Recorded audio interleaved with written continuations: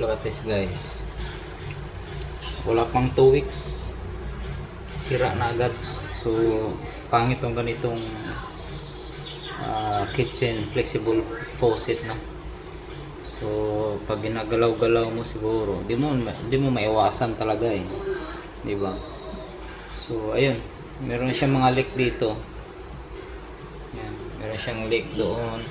Tsaka dito. Yan. Tingnan natin. Try natin i-open.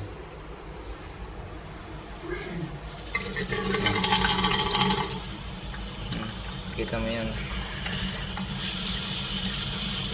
Dito meron din. Dinaliktad ko lang. Yan. Ay, mag-focus.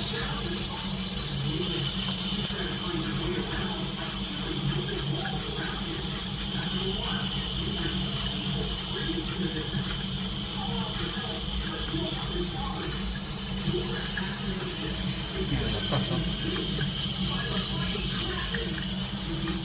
Yan yung disadvantage sa ganitong mga faucet. Yan. So, parang maganda nga siya, flexible, kaso ayan, lakas ng leak ko. Shower.